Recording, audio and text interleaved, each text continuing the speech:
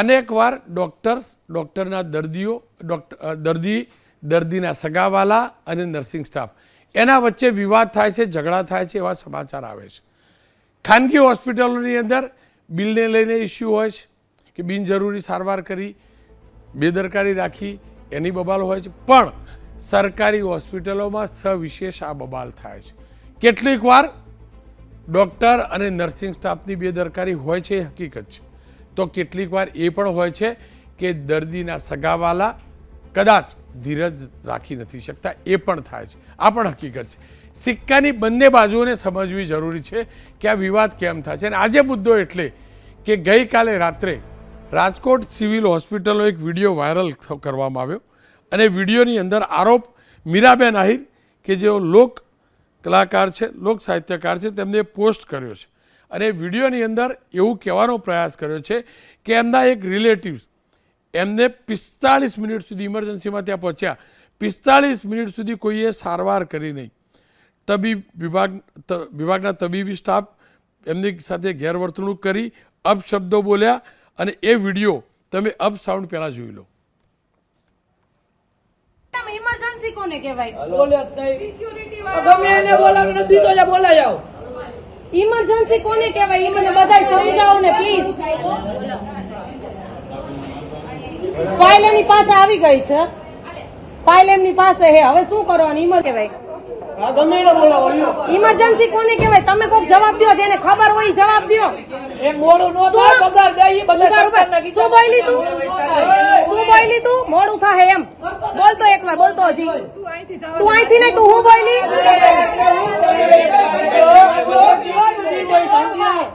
મોડું થાય એમ કે હે, એમ કે મોડું? ના ના, એમ કે મોડું થાય.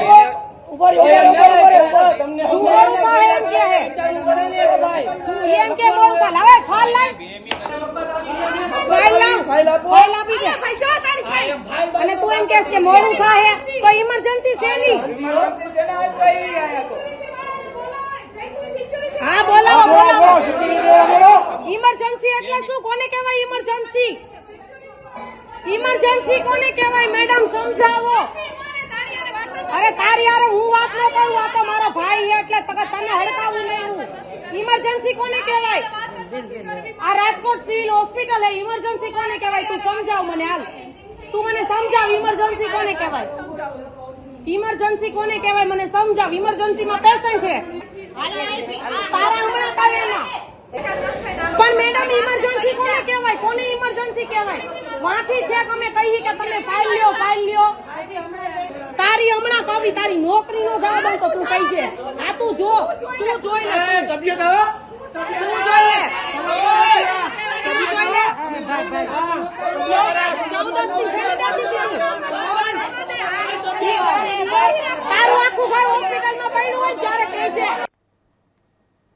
ગઈકાલનો આ વિવાદ સોશિયલ મીડિયાના માધ્યમથી અને તમામ માધ્યમોના માધ્યમથી ઘણો પ્રકાશમાં આવ્યો. સિવિલના સત્તાધીશોએ તપાસ કમિટી પણ બનાવી, તપાસ શરૂ પણ થઈ છે. સિવિલનું કહેવું એમ છે કે એવી કોઈ ઇમરજન્સીવાળો કેસ નહોતો, પણ આ પહેલો કેસ નથી. અનેક વાર આવું થાય છે. આ જ સિવિલની અંદર હકાબા ગઢવી, એમને પણ આ જ પ્રકારનો કડવો અનુભવ થયો હતો. એ પણ લોક સાહિત્યકાર છે. એમને પણ આરોપ લગાવ્યો હતો કે સિવિલની અંદર તબીબો મોડા આવે છે, દર્દીઓ પરેશાન થાય છે. અને એમનો જે એ જ રીતે એમને વિડીયો પણ બનાવ્યો હતો અને મીડિયા સાથે વાત પણ કરી હતી. એમને મીડિયા સાથે વાત પણ કરી હતી કે કેવી સ્થિતિ સર્જાય છે. હકાબાની બાઇટ હશે તો એ પણ પ્લે કરીશું કે કેવી સ્થિતિ સર્જાય છે, હકાબાએ શું કહ્યું એ પણ સાંભળી લઈએ. હોસ્પિટલનો થયો છે, હું આપ સૌને કહું છું, સરકાર પૂરું ધ્યાન આપે છે, પણ અંદર હોસ્પિટલવાળા કોઈ ડૉક્ટર ધ્યાન નથી આપતા. સરકાર પૂરી દવા આપે છે, હોસ્પિટલવાળા નથી આપતા. તમામ ડૉક્ટરોની સુવિધા છે, જેટલી પ્રાઇવેટમાં ન એટલી સિવિલમાં હોસ્પિટલમાં સુવિધા આવ્યું છે, પણ કોઈએ ધ્યાન આપ્યું નથી. સાહેબ 5 કલાકે સિટી સ્કેન થયું છે મારા બેનનું. 5 કલાકમાં માણસ મરી જાય. લાઈન હતી આમ 10-12 જણાની ખાટલાની. આપ સીસીટીવી કેમેરા છે, આપ જોઈ શકો છો અહીંયા જઈને તમે. લાઈન હતી આમ. એટલે મેં કીધું ભાઈ ફટાફટ આમ લઈ લો, સિરિયસ છે કીધું. તો એ એક લુખો વાત કરતો, મેં ડૉક્ટર મારી સાથે વાત કરતો હતો કે વારો આવે ત્યારે આવે, બાકી ન આવે તો બે જાવ શાંતિથી. કે પિન્ટુભાઈ હું હકાબા ગઢવી છું, કલાકાર છું, તું મારે આવું વર્તન ભાઈ તમે ડૉક્ટર સાહેબ આવું કરો છો તો નાના માણસ શું થયું છે અહીંયા? હું એ વિચાર કરું છું નાના માણસ તમે શું જવાબ આપતા છો અહીંયા કરે? અને સાહેબ મેં એમ કીધું હું એમને કીધું તમે મારો વાળો પહેલાં લઈ લો એમ, પણ આમાં સિરિયસ કોણ છે એ તમે જરા જુઓ, એને તમે પહેલાં લો. કોઈ નહીં, 5 કલાકે સિટી સ્કેન થયું, 3 કલાકે તો ડૉક્ટર આવે છે, ડૉક્ટર મગજનો ડૉક્ટર હોય ને એ 3 કલાકે આવે છે. એટલે સરકારને કહું છું, હું અહીંથી આરોગ્ય મંત્રીને પણ કહું છું કે આપ ચોક્કસ ધ્યાન આપજો. રાજકોટ સિવિલના ગઈકાલના કિસ્સાની હકીકત શું હતી અને આ પ્રકારના કિસ્સા કેમ થાય છે, આ પ્રકારનો સંઘર્ષ કે ઘર્ષણ કેમ થાય છે, કેમ આરોપ લાગે છે, એની સચ્ચાઈ જાણવી અને સમજવી જરૂરી છે. જો કે એક કેસ ટુ કેસ હોય છે, તમામ વખતે ફરિયાદ સાચી હોય છે એવું પણ નથી હોતું અને તમામ વખતે સિવિલ સત્તાધીશો કે સિવિલનો સ્ટાફ સારો હોય છે, સારું વર્તન કરે છે અને દર્દીઓ ખોટી ફરિયાદ કરે છે એવું પણ નથી હોતું, એ પણ હકીકત છે. પણ મુદ્દાને સમજવો જરૂરી છે. મીરાબેન આહિર લોક સાહિત્યકાર છે, હિતેન્દ્રભાઈ ઝાખરિયા નર્સિંગ સુપ્રિન્ટેન્ડન્ટ છે અમદાવાદ સિવિલના, અને મોનાલીબેન માકડિયા સિવિલ સુપ્રિન્ટેન્ડન્ટ છે. એમની સાથે મેં વાત કરી રાખી છે. પણ પહેલાં શરૂઆત મીરાબેન આપનાથી જ વાત કરીને કરવી છે. ગઈકાલે ખરેખર થયું હતું શું ખરેખર એ પ્રકારની ઇમરજન્સી હતી કે જે પણ થયું એક દર્દીના સગા તરીકે આપણે પણ પેનિકમાં હોઈએ એના કારણે થયું હતું?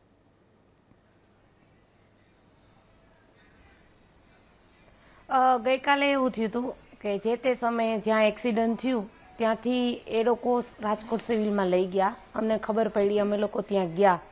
ત્યાં અમે પહોંચ્યા તો ત્યાં મારો ભાઈ એમને બેઠો હતો, એને અંધારા આવતા હતા, એને ચક્કર આવતા હતા. મેં એને આશ્વાસન આપ્યું, મેં એને હિંમત આપી, મેં એને કીધું કે તું આંખ બંધ નહીં કરતો, તું જાગજે. મેં એને ઘણો બધો સમજાવ્યો કે તું જાગજે, આંખ બંધ નહીં કરતો. જો એ લોકો સિવિલવાળા પાસે સીસીટીવી હોય અંદરના ગ્રાઉન્ડ ફ્લોરના ઇમરજન્સીના મોટા મોટા બોર્ડ મારેલા છે એની અંદર ગ્રાઉન્ડ ફ્લોરના જો એ લોકો પાસે સીસીટીવી હોય તો એ ચેક કરી શકે છે. અમે એને ત્યાં લઈ ગયા, પછી ત્યાં ફાઇલ માટે લાઇનમાં ઊભા હતા. એ પણ એ જોઈ શકે છે, ફાઇલની લાઇનમાં ઊભેલા હતા. અને ફાઇલની લાઇનમાં ઊભેલા હતા, ત્યાંનો જે સ્ટાફ હતો એ આરામથી ફાઇલ કાઢતો હતો. ત્યાં લાઇનમાં ઊભા રહ્યા, પછી અમે ફાઇલ કાઢી, ફાઇલ કઢાવી અને અમે કીધું હવે ફાઇલ આવી ગઈ છે, હવે તમે આગળ પ્રોસેસ કરો. જ્યાં મારો ભાઈ જે રૂમમાં બેઠો હતો ને ત્યાં ઘણો બધો સ્ટાફ બેઠો હતો. મારા ભાઈને જોઈને હસી મજાક કરતો હતો, હસતા હતા એ બધાય હસતા હતા મારા ભાઈ ઉપર. પછી ત્યાંથી મેં કીધું હાલો ફાઇલ આવી ગઈ છે, આ તમે હાલો એમને લઈને સ્ટ્રેચરમાં. તો ત્યાંના એક બહુ મોટી ઉંમરના હતા બેન, એમણે એમ કીધું કે ઓલા ભાઈને કે તમે લઈને જાઓ, મારો જમવાનો ટાઈમ થઈ ગયો છે, મારો લંચનો ટાઈમ થઈ ગયો છે. તો ઓલા ભાઈ બીજા એક ભાઈ કે હું લઈને નહીં જાઉં, તમે લઈને જાઓ. આવી રીતના એ એકબીજા રકજક કરતા હતા. અમે કીધું કોક તો માણસે દેખાડો, કોક તો લઈને હાલો. પછી ત્યાંથી અમને ચોથા માળે અમે લોકો ગયા. ચોથા માળે અમે અમારા ભાઈને ધક્કાઈ મારેલા છે, એ તમે જોઈ શકો છો. અને એ એમ કહે છે કે અમે પેશન્ટની તપાસ કરી છે, તો તમે મને પ્રૂફ આપજો તમે પેશન્ટની તપાસ કરી હોય તો. પછી અમે ત્યાંથી અમે એને ચોથા માળે લઈને ગયા. ચોથા માળે લઈ અને એમ કીધું કે પેશન્ટની ફાઇલ મેડમ તમારી પાસે છે, તમે જલ્દી સારવાર કરો, ઇમરજન્સીમાં તમે એમની સારવાર ચાલુ કરો. એટલે મને પહેલા એમણે એમ કીધું કે નિરાત રાખો, થશે. એટલે મેં કીધું ઇમરજન્સી જે છે, અને હું એમ કહું છું એમ કે છે કે ઇમરજન્સી જેવું કંઈ હતું નહીં. તો અમારા પેશન્ટને અહીંયા માથામાં વાગેલું હતું, અહીંયા મગજમાં શું ક્યારે થાય કોઈને ખબર નથી. પગમાં ને અહીંયા બધે છોલાણો હતો, મગજમાં અહીંયા વાગેલું છે, બરોબર. તો એમ કે છે કે ઇમરજન્સી જેવું નહોતું કાંઈ. એમને જે બોલેલા છે એમને હું કહું છું ઇમરજન્સી જેવું નહોતું એવું અમને કહે છે. તમારા કોઈ પરિવારજનનું કે તમારું કોઈ સગું હોય, એક્સિડન્ટ થયું હોય, એ અંદરથી બી ગયું હોય, અને તમે એમ કહો છો કે ઇમરજન્સી જેવું કંઈ નહોતું. ઇમરજન્સી જેવું નહોતું તો અમે ત્યાં લઈને જ શું કામ આવેલા હતા? તો અમે લોકો આટલું બોલીએ શું કામ કે મેડમ ઇમરજન્સી છે, જલ્દી કરો, જલ્દી કરો, જલ્દી કરો. તો તમે ફાઇલના પન્ના ફેરવો છો બેઠા બેઠા. નહીં થાય, જા, તારો પેશન્ટ દાખલ નહીં થાય, તારાથી થાય એ કરી લે. અભદ્ર ભાષામાં ઘણું બધું બોલેલા છે, ઘણો બધો. વિડીયો તું બંધ કરી દે, વિડીયો ચાલુ ન રાખતી, નીકળ હાલાઈથી, આવી બધી ભાષા કોણ વાપરે? ઘણા બધા શબ્દ એ બેન બોલ્યા છે, ઘણું બધું બોલ્યા છે. મીરાબેન આપનો ખૂબ ખૂબ આભાર. ખેર મેં સિવિલ સુપ્રિન્ટેન્ડન્ટ સાથે વાત કરી છે, એ જોઈ લઈએ. ડૉક્ટર મોનાલી, સિવિલ હોસ્પિટલમાં એક દર્દી આવે છે, તેની સારવાર નથી થતી અને મિસબિહેવિયર થાય છે, અને આ પ્રકારના આરોપ લોકગાયિકા લોક સાહિત્યકારે લગાવ્યા છે. અત્યાર સુધીની તપાસમાં સામે શું આવ્યું છે, હકીકત છે શું? હવે દર્દી જે છે એ પોતાની મેળે હાલતું ચાલતું 1:53 ઇમરજન્સી ઓપીડીમાં આવેલું હતું. ત્યાં આગળ ઇમિજિએટલી એને મેડિકલ ઓફિસર તથા સર્જરીના રેસિડેન્ટ દ્વારા તપાસ કરવામાં આવેલી અને દાખલ થવાની સલાહ આપવામાં આવેલી. તેમ છતાં પેશન્ટે પ્રાઇમરીલી દાખલ થવાની ના પાડી હતી. છતાં પણ પેશન્ટને સમજાવી અને ફરી દાખલ થવાની સલાહ આપી ત્યારે પેશન્ટે માની અને 1:54 પેશન્ટ દાખલ કરવામાં આવેલું. ડૉક્ટર મોનાલી જે આરોપ લગાવ્યા છે ને મીરાબેને, એમના કહેવા પ્રમાણે પહેલાં હેરાન કરવામાં આવ્યા કે કેસ કાઢો, પછી એમ કહ્યું કે ફાઇલ આવશે પછી જ સારવાર શરૂ થશે. આ પ્રકારે એમને સ્પષ્ટ આરોપ લગાવ્યા છે, વિડીયો પણ જાહેર કર્યો છે. એનો મતલબ એ થયો કે કેસ નીકળે, ફાઇલ તૈયાર થાય, ફાઇલ ના આવે ત્યાં સુધી સારવાર ન થાય. હકીકત હતી શું? પેશન્ટને 1:53 આવ્યું છે અને 1:54 દાખલ કરી દીધું છે, એટલે કોઈ લાઇનનો તો કોઈ ક્વેશ્ચન જ નથી આવતો આમાં. બીજી વસ્તુ, પેશન્ટને હેડ ઇન્જરીના માથાના ભાગમાં ઈજા હતી, પણ હેડ ઇન્જરી, ગ્રોસ હેડ ઇન્જરીના કોઈ સિમ્ટમ્સ નહોતા, જેમ કે ચક્કર આવવા, બેભાન થઈ જવું, નાકમાંથી કાનમાંથી લોહી નીકળવું, એવા કોઈ જ સિમ્ટમ્સ નહોતા. એને કોઈ પણ જગ્યાએથી શરીરમાંથી બ્લીડિંગ નહોતું, કોઈ પણ લેસરેશન નહોતું. પેશન્ટને ફક્ત માથામાં વાગેલું હતું. એટલા માટે છતાં પણ ઓબ્ઝર્વેશનમાં રાખવા માટે દર્દીને દાખલ થવાની સલાહ આપેલી. પેશન્ટ આવી રીતે દાખલ કરી અને પેશન્ટ ફૂલ્લી કોન્શિયસ હતું, પલ્સ બીપી બધું સેટલડ હતું, એટલે પેશન્ટને ઇમરજન્સી રૂમમાંથી સર્જિકલ વોર્ડમાં શિફ્ટ કરવામાં આવેલું, એ પણ સ્ટ્રેચર ઉપર.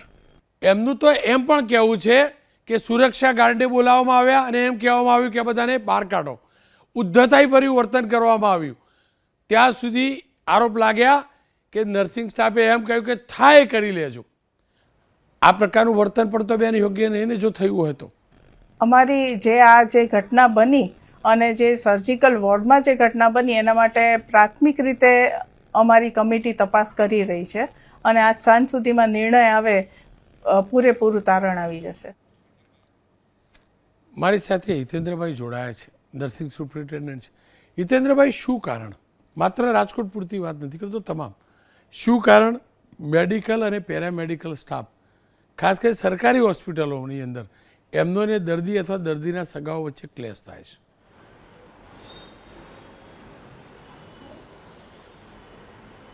રોનકભાઈ નમસ્કાર.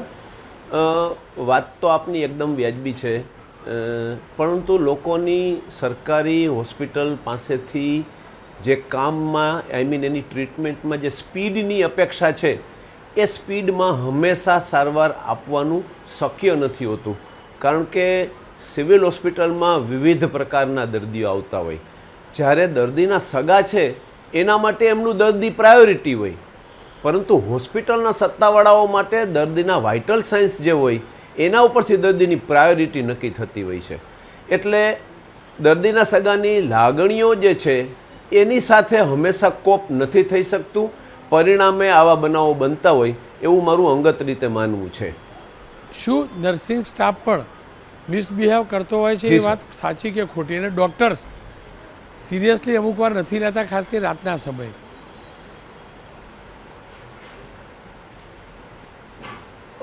આપની વાત સાથે હું પાર્શિયલ સહમત થઈશ, કારણ કે એ વિડીયો જે દેખાય છે એમાં નર્સિંગ સ્ટાફનું વર્તન જે છે એ એક્સેપ્ટેડ નથી, પરંતુ એ કયા સંજોગોમાં દર્દીના સગા દ્વારા એને કેવી રીતે ઉશ્કેરવામાં આવ્યા છે એ એક વાત થોડી તપાસની બની રહે એવું મારું માનવું છે.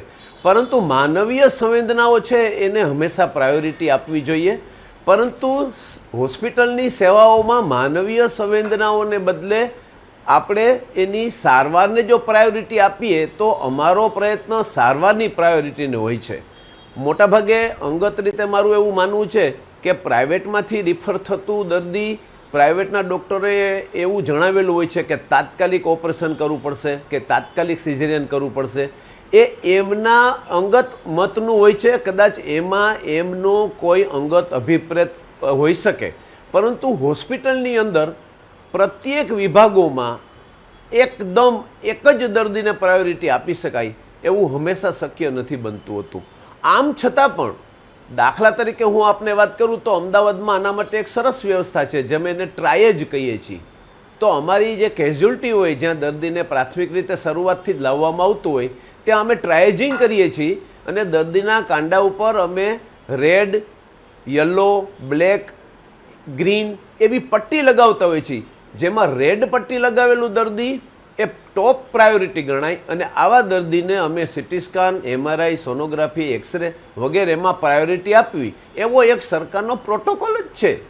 પરંતુ દર્દીના સગા હંમેશા એવો આગ્રહ રાખતા હોય છે કે આ અંદર ગયેલું સિટી સ્કેનનું દર્દી છે એ બહાર નીકળે એટલે પછી મારું દર્દીનો જ વારો આવવો જોઈએ. અને અમે લોકોએ તો દર્દીના સગાઓમાં આંતરિક ઘર્ષણ થતાં પણ જોયા છે. એટલે હંમેશા માનવીય સંવેદનાઓ સાથે કોપ નથી કરી શકાતું હતું. અને સરકારી હોસ્પિટલની એ સ્ટાફની શોર્ટેજ નથી. રાજ્ય સરકાર દ્વારા પૂરતો સ્ટાફ આપવામાં આવેલો છે. ઇન્ફ્રાસ્ટ્રક્ચર પણ પૂરતું છે. આપણે સિવિલ હોસ્પિટલ અમદાવાદની વાત કરીએ તો હમણાં જ માનનીય મુખ્યમંત્રી શ્રી દ્વારા સિટી સ્કેન અને MRI મશીન આપવામાં આવ્યા છે.